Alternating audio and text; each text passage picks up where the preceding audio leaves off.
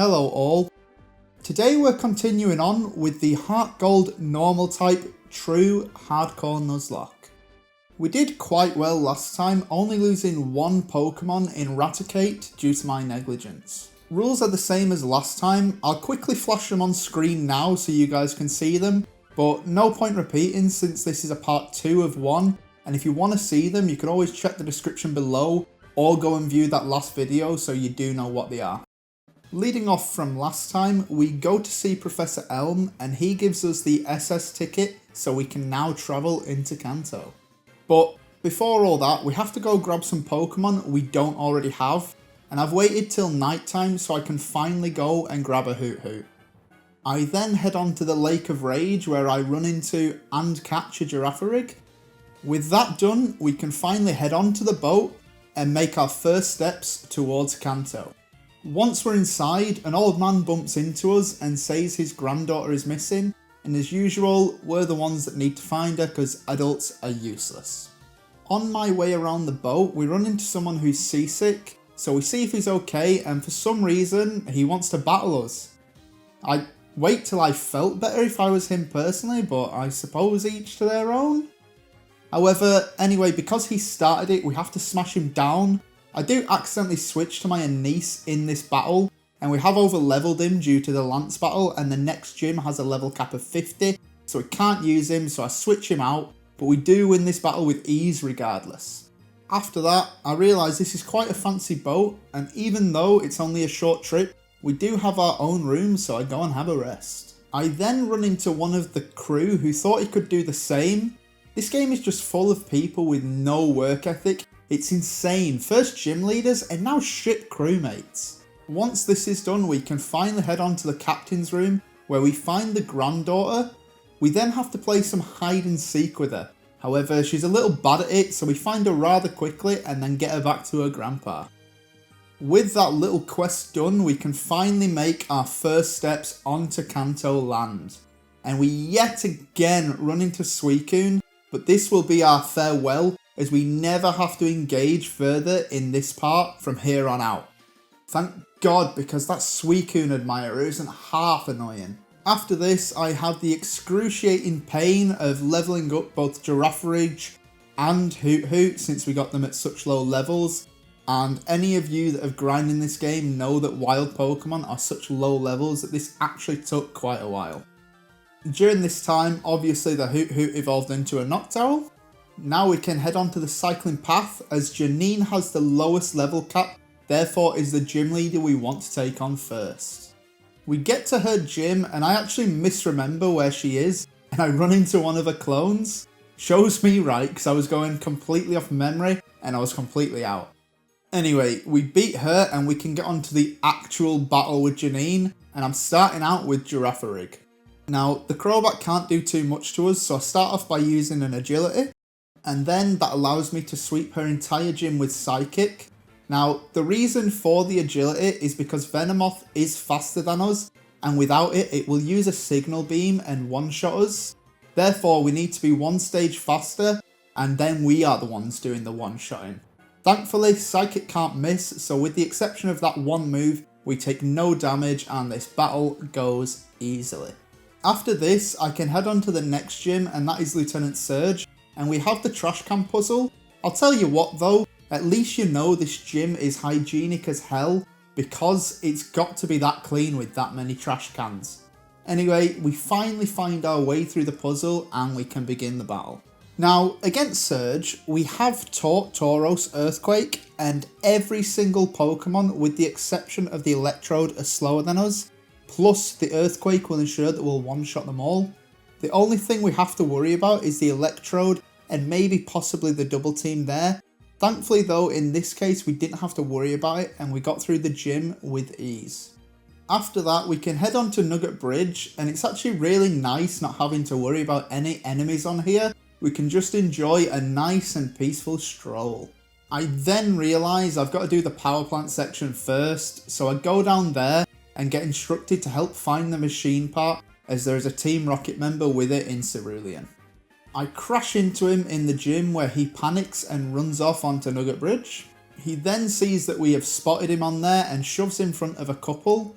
Now, I don't know about you guys, but if he did this to me, he'd be getting thrown right back out of there, the cheeky bugger. I'm spending time with my girlfriend and you're butting in.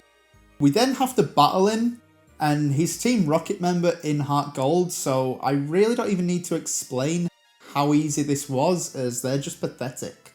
With that done, we can grab the machine part from the floaty rings in the gym. Such a great hiding place in one of the areas where some of the strongest trainers are, and they probably deal this equipment quite regular. As you can tell, 500 IQ plays from Team Rocket as always. Anyway, tangent over. We can now go back and give the machine part to the power plant so that it can be started up again. After this, I get tasked with helping a little girl find her Clefairy doll. Thankfully, when I go to the Pokemon fan club, someone has found it and we grab it from them, but before giving it back, we actually run into Stephen Stone, Hoenn extraordinaire. He asks us if we're familiar with some weird red plane looking creature. We channel our inner red though and stay silent until he eventually leaves us be. We can then give this back to the little girl and get a ticket for the magnet train in the event that we ever need to go back to Johto. Now that that's done, we can head on to Diglett Cave where there is a Snorlax outside, and after some struggling and all my Pokeballs, we catch it.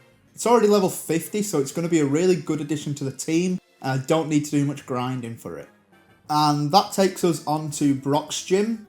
Now, I start off using Cayenne, and he sweeps through Brock's first 3 Pokemon with Surf, as they are 4 times weak to it. After that, we see a Kabutops. It comes out, so I switch to Earthquake. We do have some back and forth due to the healing, before we eventually manage to take it out and get down to his last Pokemon, being Omastar. Tauros is obviously quite a bit faster than Omastar, and it's only 2 shots, therefore all we need to do is use 2 more Earthquakes. We do get knocked low like, but we do get them off and we get the gym badge from him. Now, we move on to Erica's gym, and the old guy must have been told off or something because he's actually stepped back, and him being old, his vision's quite bad. He'll probably be nearly blind, so he won't be able to see all the girls inside there now, which is so good for the community. Anyway, against Erica, I actually start off with Fearow, as I don't want to risk losing Farfetch at this point, as I have plans for using him later in the game. Unfortunately though, I forgot about the abilities in this gym, and they're all faster than us when the sun is up, so they take Fearow incredibly low before I can even manage to take a single one of her Pokemon out.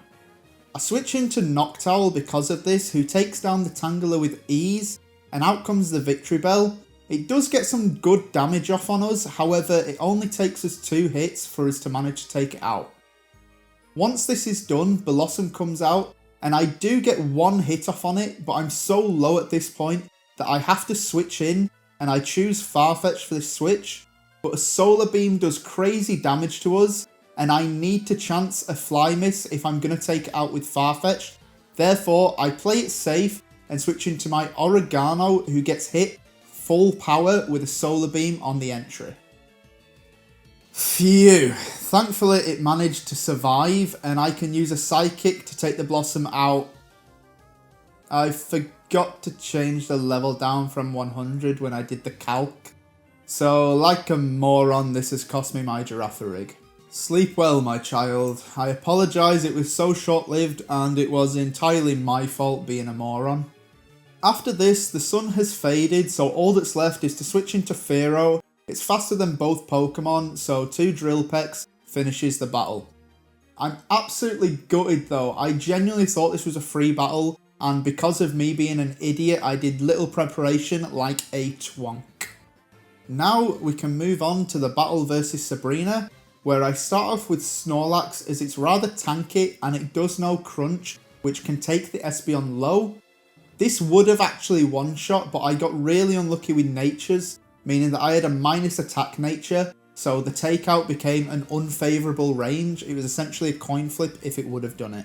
It then takes me another 2 crunches in order to take it out thanks to a heal, and I get onto the Mr. Mime and realise I forgot to unequip my leftovers from him. I was one-shotting while grinding, so I never noticed, to be fair. Therefore, I needed to reset this gym battle. Now, going back into the exact same battle, and it's the same as last time, losing around half our health before taking the Espeon out. We do take some decent damage from the Mr. Mime thanks to it getting off a Psychic, but we're still okay for when Alakazam comes out. I know it's going to reflect on the first turn, so I get a Crunch off before switching out. The Pokemon I choose to switch to is Noctowl, so I can get a Hypnosis off, and then switch back into Snorlax, get it one shot, then go to use a Crunch. Alakazam wakes up and hits us. Phew, just lived that one, and one last Crunch finishes this gym off. Now, at this point, I actually realise I forgot to take on Misty, therefore I run up past Bill's house and ruin her chances with the guy she's with. She was too good for him anyway, so she needs to head back to a gym and find someone proper. Now, thankfully, because most Kanto gym leaders are essentially a walkover, I haven't overleveled many of my Pokemon past the Misty level cap. I start out going for Farfetch, however this was actually a mistake. I meant to start off with Noctowl, so I switch into it. Thankfully though, the Noctowl goes for Disable, and that is a switch in free. I now use Hypnosis so that I can switch back to Farfetch'd and set up some Sword Stance along with an Agility. On the turn it wakes up, I use Fly, which should one-shot it. The Lapras falls to the Sane, and then when the Starmie comes out, I actually use Night Slash as Fly can miss and I don't want to risk that. Finally, we have a Quagsire, and all it takes is one Fly and we have her gym badge. On the way to Blaine, we actually run into what Steven was on about earlier, and since he was bothered by it, I was assuming it was ill, so I decided I needed to put it out of its misery. I then arrive at Cinnabar, which is desolate, but we do have Blue sat in a corner, refusing to let us battle him because we're not ready to battle him. Yes, I use quotations in my hands. I know you guys felt it. Don't lie about that. Anyway, we carry on to a cave, which is the new spot for the gym, and we actually start off with Tauros, as Tauros will one-shot both the Macago and the Magmar using only one Earthquake. Rapidash will take 2 hits, but unless it gets a crit, we're fine. Thankfully, crits are quite a low percentage, so it doesn't. Therefore, we can take it out with a few more Earthquakes. We did have some back and forth due to the healing Blaine was doing, but we do manage to get through it, and that means we have the 7th gym badge. Now that we've got that badge, we head back to Cinnabar Island, and suddenly we're worthy of the mighty Blue. Apologies if that deafened you. Now, Blue's team is actually pretty tough due to how diverse his team is, and I had to run quite a few strategies around my head before I came up with this one. Now, we head on to the puzzle in his gym, which is actually rather simple, and the strategy I came up with actually starts off with us using Noctowl first. Now, this is for a good reason, because it will one-shot the Exeggutor with an Air Slash, and it will draw his Rhydon out. Now, against Rhydon, I put it to sleep and then set up a Reflect before needing to switch into Paprika. Paprika has 3 moves in Sand Attack, Feather Dance, and Roost. Therefore, I spam Sand Attack and Feather Dance to lower his stats, meanwhile using Roost in order to keep ourselves healthy enough so he won't take us out. Once all his stats are as low as they can be, I switch into Stantler. Now, the reason I choose Stantler is I can use a combination of Hypnosis and Zen Headbutt to take him out. I managed to get him low enough so I can bait a full restore, and it will also bait the Machamp to come out on the next turn. Now, Machamp is actually a really tough one due to the fact that it knows Stone Edge and it has Dynamic Punch. Therefore, I opt to put it to sleep before switching into my Noctowl. The plan was to set up a Reflect and switch to Sand Attack with Pidgeot, but it wakes up on the switch and hits a Dynamic Punch, which confuses us. At this point, any of my Pokemon I bring in, I'm actually risking them being taken out. Therefore, I opt to chance the Air Slash with Noctowl. Thankfully, it gets it off, but the issue I have now is the only Pokemon that can take him out with Flying type moves have Fly, and Stone Edge will hit us while in Fly, therefore we can't switch into one of our Flying type Pokemon. This means that I actually opt to switch into Tauros to use a Zen Headbutt instead, which will finish it off and send his Arcanine in. Now, the Arcanine does use a Flare Blitz whilst I use an Earthquake, but he doesn't damage us enough to put us into extreme speed range. That means he won't use extreme speed, so I can use another Earthquake and finish it off. We then have his Pidgeot, so I switch into Coriander to use Hypnosis, but it misses, and he takes us too low to stay in. I then misclick and bring Tauros out, meaning it takes a hit. Thankfully, it's nowhere near enough to take him out, so I can now switch into Pidgeot, which is actually what I meant to do.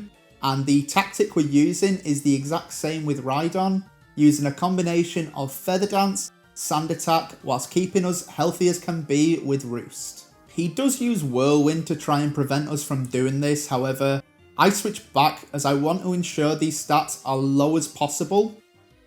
After this allows me to bring in a Niece, set up some Swords Dance and Agilities before switching to Fly and one-shotting both the Pidgeot and the Gyarados and giving us the final gym badge of this game. I'm actually really glad we made it through that, only losing one Pokemon, as this team is quite scary and there was plenty of opportunities that he could have probably taken us out. After this, we finally take our Togepi out of the box for the first time in its life since we've hatched it, and we ride our bike until its happiness is high enough where we can evolve it into a Togetic. After this, we visit Pallet Town and we meet up with Professor Oak, who gifts us the Rock Climb HM.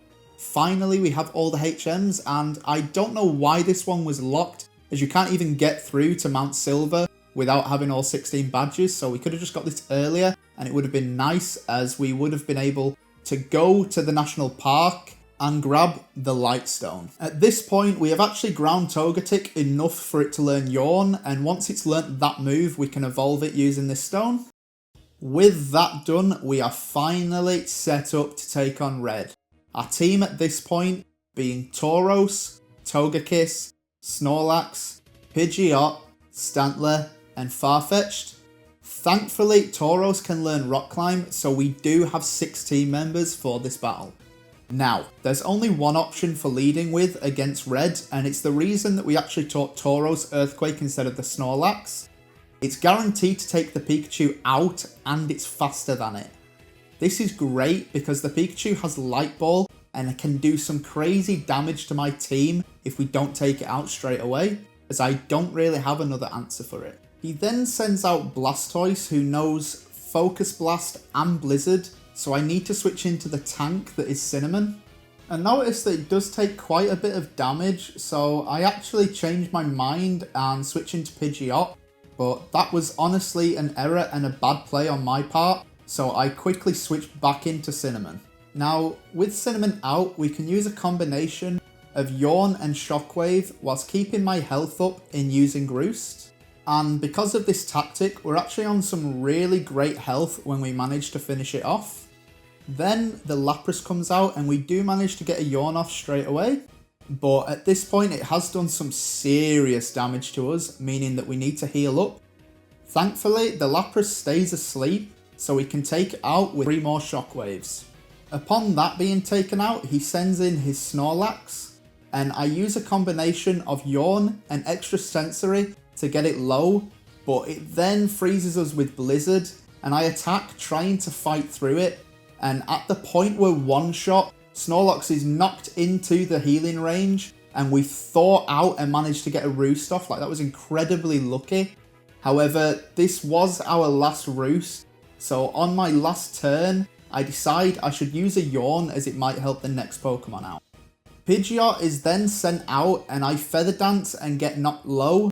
After this, he's asleep and I will be taken out by Hail if I don't Roost. However, I did misclick and I hit Feather Dance instead, and this has cost me my Pidgeot.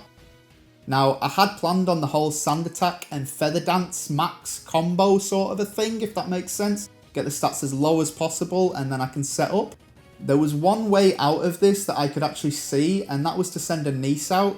His attack is low enough where it's safe to set up some Swords Dances, but unfortunately he does switch to a Giga Impact, which knocks me crazy low.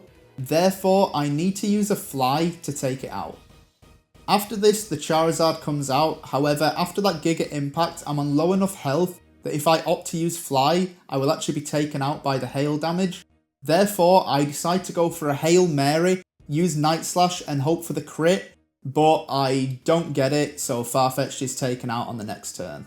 I had prepared for this though, as I had taught Rock Slide to Fennel, which connects and it's 4 times effective, therefore it's going to take it out.